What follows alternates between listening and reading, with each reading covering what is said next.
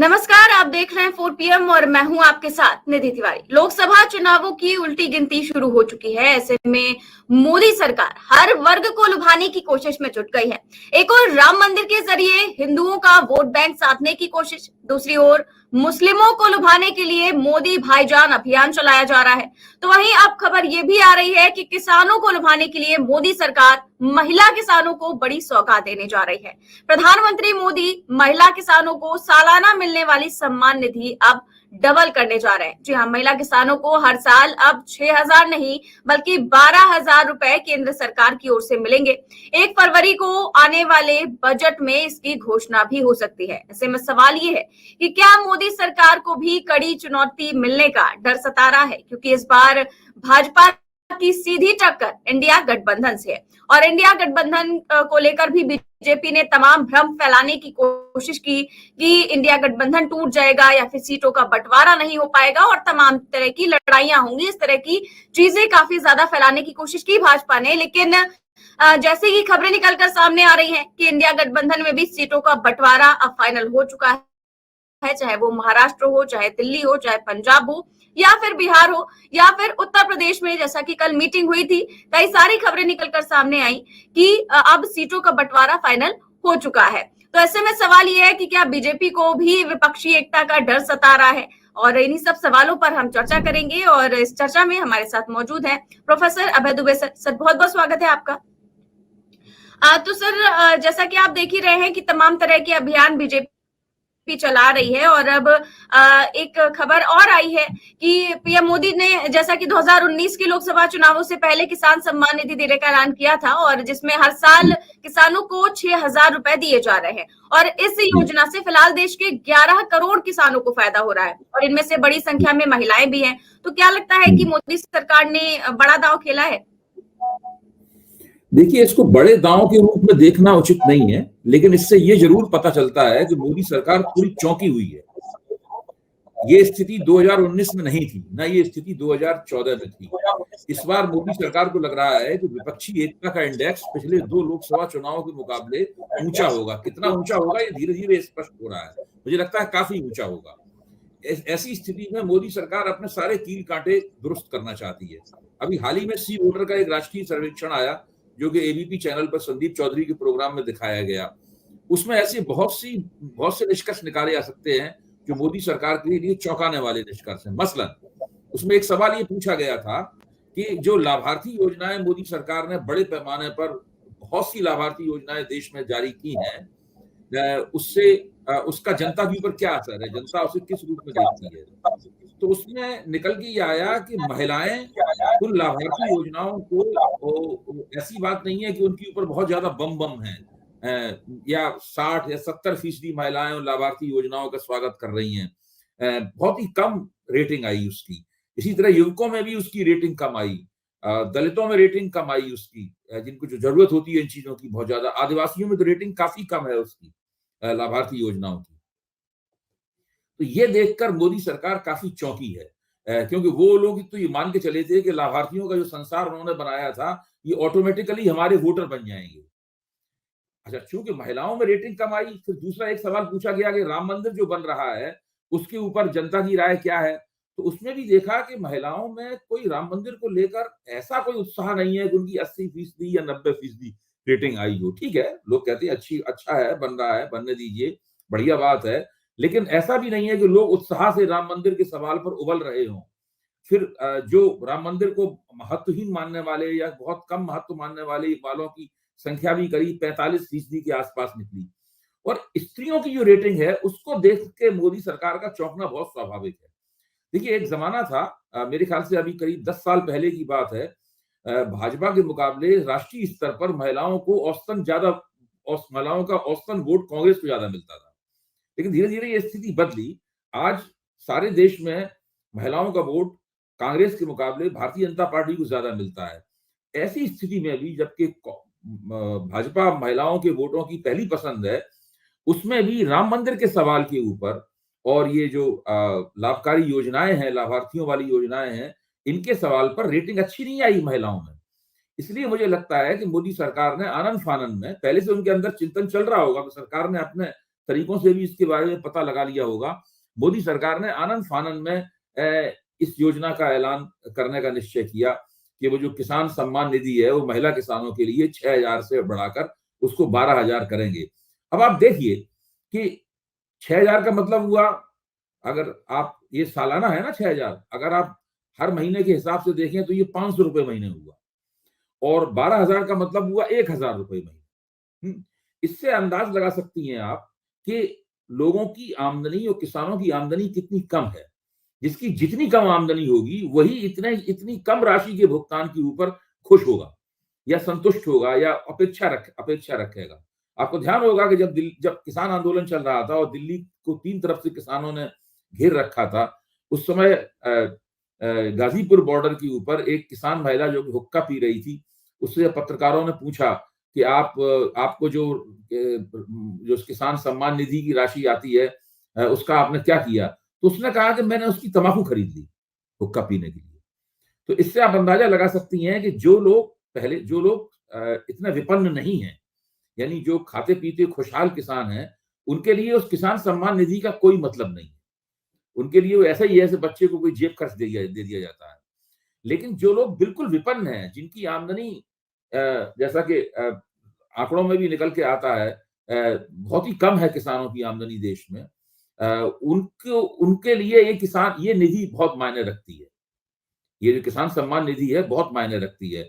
इसको ख्याल रखते ही नरेंद्र मोदी ने इसको 500 से 1,000 किया है। अब इसका चुनावी प्रभाव क्या पड़ता है ये देखना पड़ेगा। लेकिन इससे एक बात तो तय होती है कि मोदी जी महिलाओं के बीच में अपनी लोकप्रियता को लेकर थोड़े शंकित हो गए। अच्छा, आपके सवाल का एक दूसरा पहलू भी था, वो ये था कि जी विपक्ष सर, की एकता। बिल्कुल। हाँ, विपक्ष की एकता। तो विपक्ष की एकता तो जैसे-जैसे जी। समय बढ़ रहा है, बहुत तेजी के साथ पूरा हुँ। नक्शा निकल कर सामने आ रहा है।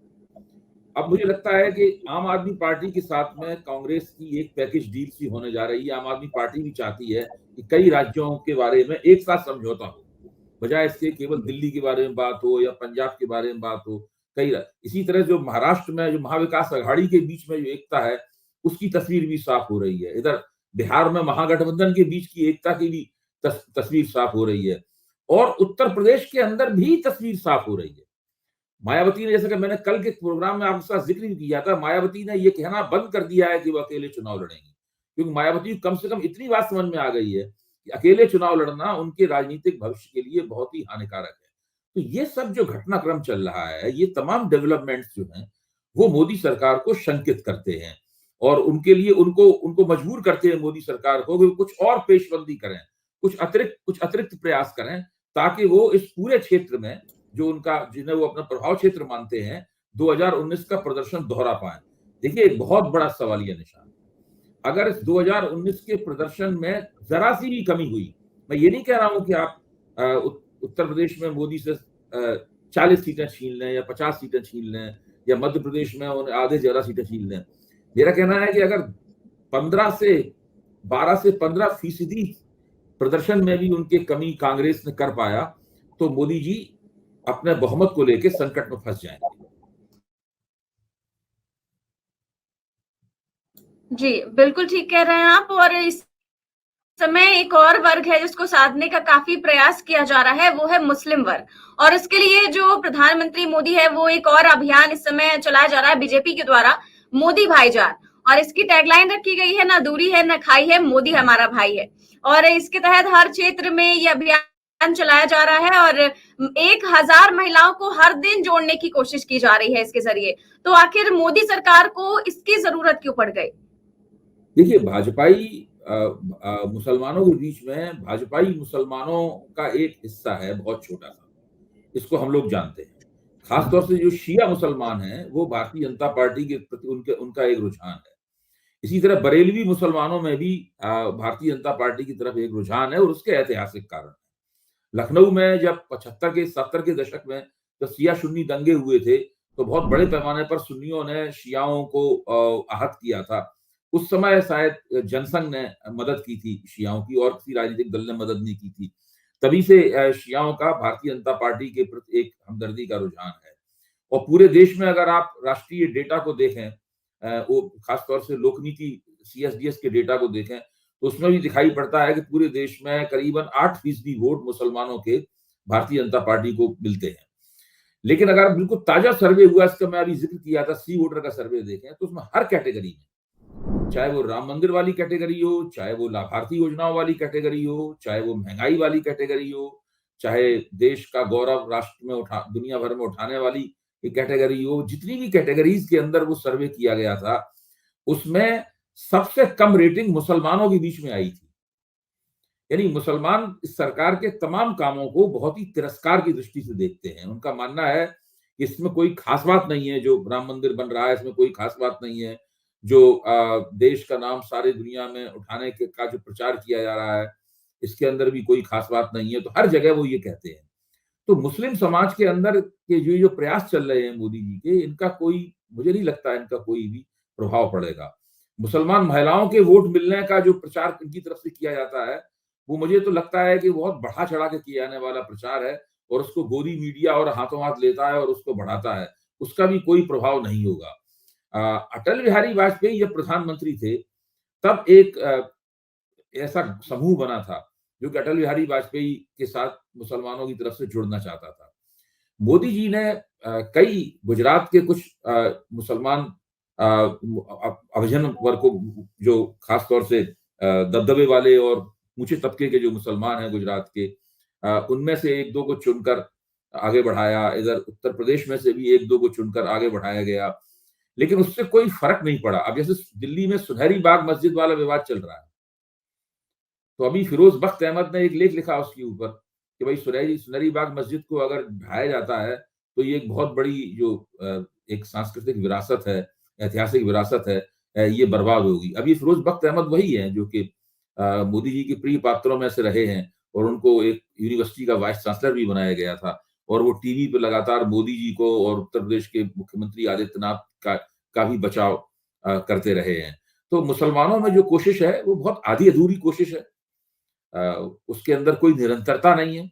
जिस वक्त मोदी ने कहा था कि मुसलमानों के साथ में एक स्नेह यात्राएं निकाली जाएं, उनके क्षेत्रों में कार्यक्रम किए जाएं, उसके बाद भारतीय जनता पार्टी ने बहुत ही धीमी गति से ये सब काम चलाया।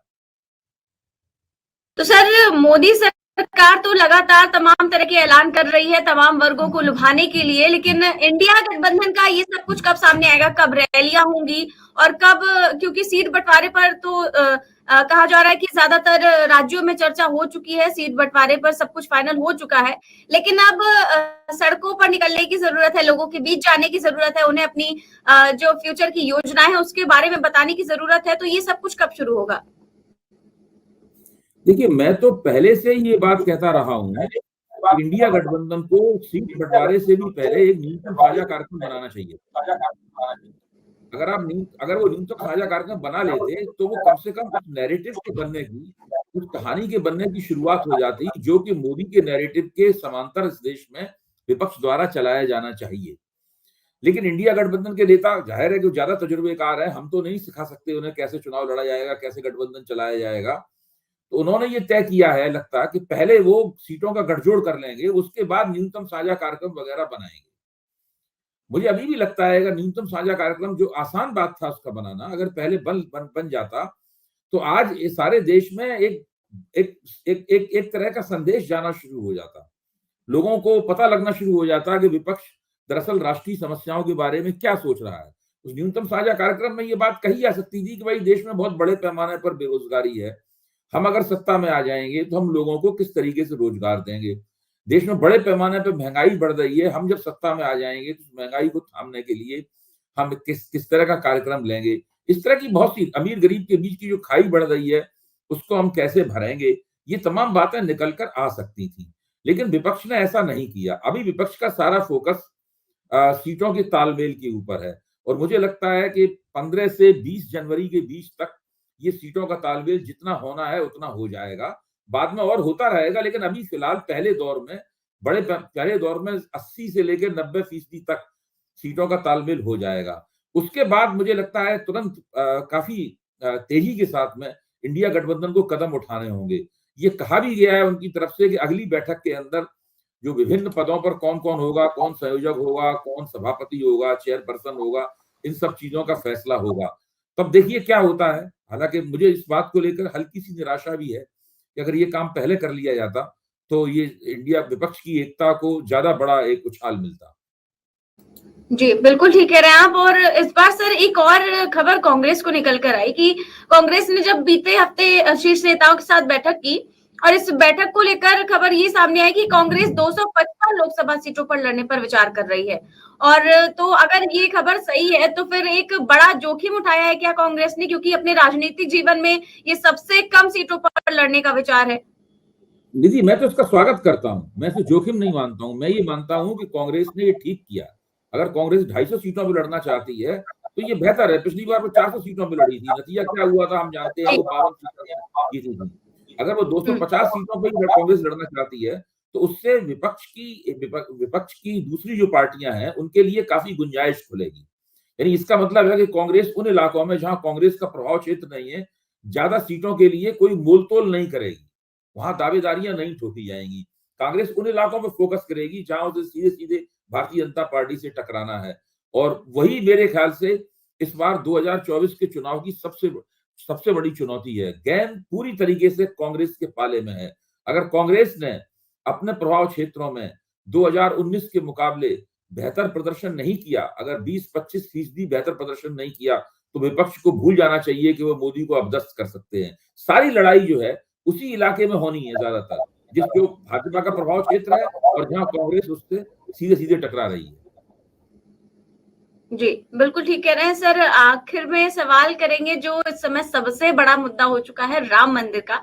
तो उसको लेकर जो है जो शंकराचार्य हैं, चारों शंकराचार्यों ने साफ तौर पर पहले तो जाने से मना कर दिया है।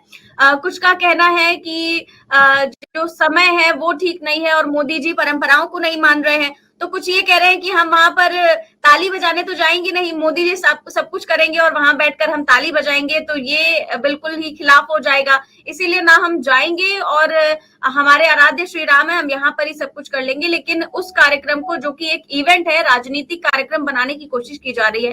तो क्या लगेगा सर कि शंकराचार्यों की नाराजगी का भी कुछ फर्क पड़ेगा? देखिए, शंकराचार्यों की जो नाराजगी है इसका फायदा विपक्ष को उठाना चाहिए। जी, विपक्ष को चाहिए कि शंकराचार्यों का हवाला देकर वो भी उस कार्यक्रम में जाने से इनकार कर दे। और शंकराचार्य तो राजनीतिक दलों के सदस्य नहीं है, उनसे ज्यादा मान्यता प्राप्त तो कोई हस्ती हिंदू समाज के अंदर है नहीं। विपक्ष को चाहिए कि चारों शंकराचार्यों ने जो वक्तव्य दिया है उस वक्तव्य को केंद्रित करते हुए ये कहे, जब शंकराचार्य वहां नहीं जा रहे हैं तो हम जाकर क्या करेंगे। जब शंकराचार्य कह रहे हैं कि भारतीय जनता पार्टी का राजनीतिक कार्यक्रम है ये, तो हम जाके क्या करेंगे। जब शंकराचार्य कह रहे हैं कि हमें वहां केवल ताली बजाने के लिए बुलाया गया है, तो हम जाकर क्या करेंगे। विपक्ष को लगातार शंकराचार्यों का हवाला देकर उनको उस कार्यक्रम में जाने से इनकार कर देना चाहिए। लेकिन जैसे कि खबरें आ रही हैं, विपक्ष में इस सवाल को लेकर काफी मतभेद है। जैसे उत्तर प्रदेश में कांग्रेस के स्थानीय नेता हैं वो वहां पर जाना चाहते हैं, या शायद वहां जाने के लिए उन्होंने तैयारी भी कर ली है। ऐसा भी सुनने में आया है कि यूपी के नेता हैं, उन्होंने ऐलान कर दिया है कि 15 तारीख को ही वो जाएंगे राम मंदिर में दर्शन करने के लिए और कई सारे नेताओं को लेकर जाएंगे। जी, तो मेरे ख्याल से शंकराचार्यों ने ये वक्तव्य देके एक तरह की ओपनिंग खोली है विपक्ष के लिए, क्योंकि विपक्ष कहेगा हम तो शंकराचार्यों के अनुयायी हैं। इस मामले में जो शंकराचार्य कह रहे हैं हम वो ही करेंगे, ये कह के विपक्ष बड़े आराम से, मोदी ने उनके लिए जो एक जाल बिछाया है उनको निमंत्रण भेज के, उस ट्रैप को तोड़ सकता है। जी, बिल्कुल ठीक कह रहे हैं आप। बहुत बहुत शुक्रिया सर आपका सारी जानकारियां साझा करने के लिए। तो जैसा कि आप देख रहे हैं कि क्योंकि लोकसभा चुनाव बेहद नजदीक है, ऐसे में हर पार्टी सभी वर्गों को लुभाने की पूरी कोशिश कर रही है। और क्योंकि भारतीय जनता पार्टी भी इस बार पूरी कोशिश में लगी हुई है, क्योंकि सीधी टक्कर इंडिया गठबंधन से है। एक और बीजेपी है तो दूसरी ओर इंडिया गठबंधन है। तो कैसी लगी आपको ये चर्चा, हमें कमेंट बॉक्स में जरूर बताएं। चैनल को सब्सक्राइब भी करें और ज्वाइन भी करें। नमस्कार।